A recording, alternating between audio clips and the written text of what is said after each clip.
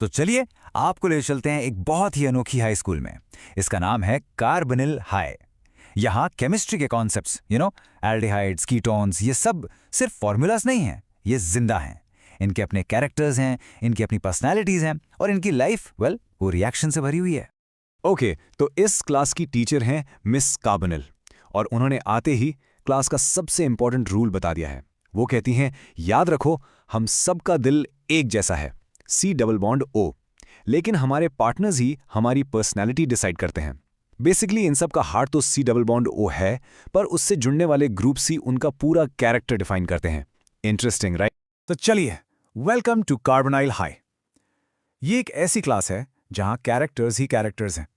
आइए मिलते हैं इस स्कूल के नए स्टूडेंट से जो मशहूर कार्बोनाइल फैमिली का हिस्सा हैं, और बिलीव मी इनकी लाइफ रिएक्शन से कम नहीं है। तो ये है क्या? ये कार्बोनिल फैमिली। देखिए, इन सब में एक चीज कॉमन है और वो है C double bond O group. इसे आप उनका दिल समझ लीजिए। यही दिल उनकी पूरी केमिस्ट्री, उनके सारे रिएक्शंस को कंट्रोल करता है। पर उनकी अलग अलग पर्सनालिटी कहाँ से आती है? वो इस बात पे डिपेंड करता है कि इस सी डबल बॉन्ड ग्रुप से जुड़ता कौन है। क्या वो एक हाइड्रोजन है, या कोई एल्काइल ग्रुप, या फिर एक OH ग्रुप? चलिए सबसे पहले मिलते हैं एल्डी और कीटो से। अब ये दोनों भाई बहन जैसे हैं, पर इनकी पर्सनालिटीज बिल्कुल अलग हैं। Two siblings, two very different personalities. तो यहां देखिए, इनके बीच का फर्क बिल्कुल साफ है। एक तरफ है एल्डे, यानी हमारा एल्डिहाइड। उसका स्ट्रक्चर देखिए, RCHO।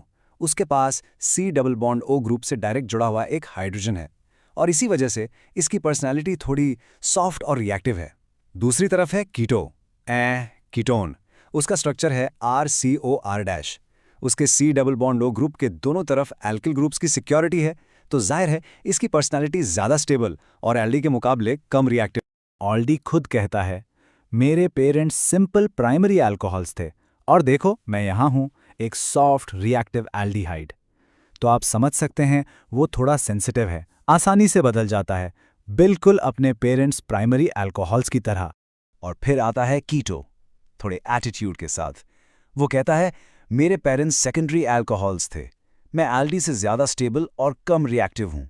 और ये सच भी है, वो एल्डी से काफ़ी ज़्यादा स्टेबल है और हर किसी से इतनी जल्दी घुलता मिलता नहीं, रिएक्ट नहीं करता। तो अब जब हम इन कैरेक्टर्स को जान गए हैं, चलिए देखते हैं इनकी लाइफ में रिएक्शंस कैसे होते हैं।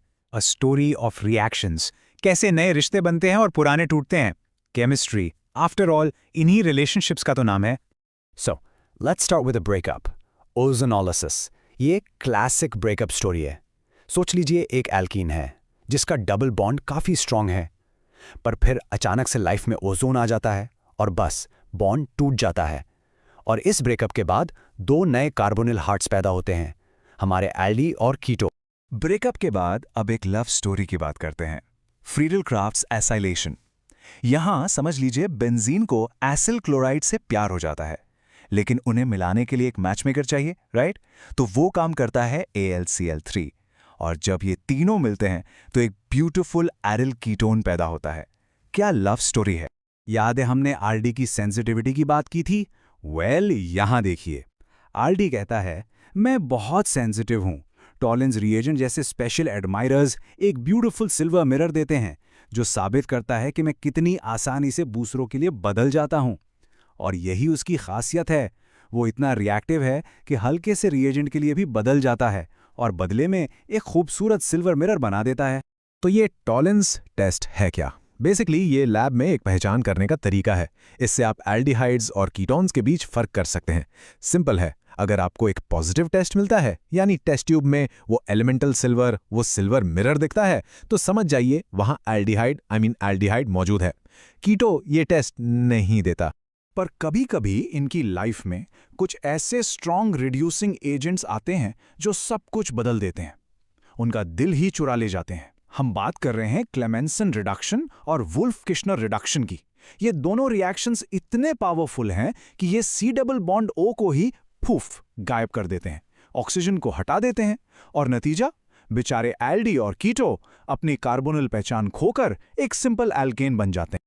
आल्दी और कीटो के बाद अब कहानी में एंट्री होती है एक नए और शायद सबसे कॉन्फिडेंट कैरेक्टर की, द कॉन्फिडेंट कार्बी। ये क्लास का सबसे जिम्मेदार स्टूडेंट है। तो मिलते हैं कार्बी से, यानी कार्बोक्सिलिक एसिड। इसका जन्म तब होता है जब हमारा रिएक्टिव एल्डी फुली ऑक्सीडाइज्ड हो जाता है। एक तरह से एल्डी का ही अपग्रेडेड वर्जन है। लेकिन कार्बी का बैकग्राउंड काफ़ी डाइवर्स है, वो नाइट्राइल से भी बन सकता है या फिर ग्रिग्नार्ड रिएजेंट से भी। और कार्बी अपनी एसिडिक नेचर को लेकर बहुत कॉन्फिडेंट है। वो कहता है, मैं एसिडिक इसलिए हूं क्योंकि मेरा जो कॉन्जुगेट बेस है द कार्बोक्सिलेट आयन वो रेजोनेंस स्टेबलाइज्ड है। तो जब मैं H+ लूज करता हूं तो मैं स्टेबल और काम फील करता हूं। देखा कितना क्लियर एक्सप्लेनेशन है उसके नेचर का।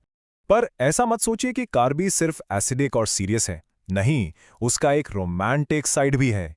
देखिए, वो बेसिस के साथ रिएक्ट करके सॉल्ट्स बनाता है, NaSCO3 के साथ CO2 रिलीज करता है। लेकिन जब वो अल्कोहल से मिलता है तब जादू होता है, वो बनाता है स्वीट स्मेलिंग एस्टर्स। इसी रिएक्शन को हम कहते हैं एस्टरिफिकेशन। वो मीठी फलों जैसी खुशबू वही कार्बी का रोमांटिक साइड है। तो चलिए इस कहानी के एंड में इन सभी कैरेक्टर्स का एक फाइनल फैमिली पोर्ट्रेट देखते हैं, a final look at our characters. तो ये रही इनकी पूरी कहानी। एक टेबल में हमारा कैरेक्टर RD RCHO जो बनता है प्राइमरी अल्कोहल से, और उसकी की रिएक्शन है टॉलरेंस टेस्ट। फिर है कीटो RCOR- जो बनता है सेकेंडरी अल्कोहल से और ऑक्सीडेशन के लिए काफी लेस रिएक्टिव है। और आखिर में कार्बी RCOOH जो आल्डिहाइड या नाइट्राइल से बनता है और उसका सिग्नेचर मूव है एस्टेरिफिकेशन। देखा तीनों की कहानी कितनी अलग है, पर दिल वो C=O ग्रुप सबका एक ही है। और अब एक आखिरी सवाल आपके लिए। अगर इन सब की कहानी का सेंटर पॉइंट इनका दिल ये CO ग्रुप ही है, तो सोचिए जब वो दिल ही चला जाता है तब क्या होता है? What happens when it's gone? क्या उनकी पहचान खत्म हो जाती है? क्या वो बस एक सिंपल एल्केन बनकर रह जाते हैं? सोचिएगा जरूर।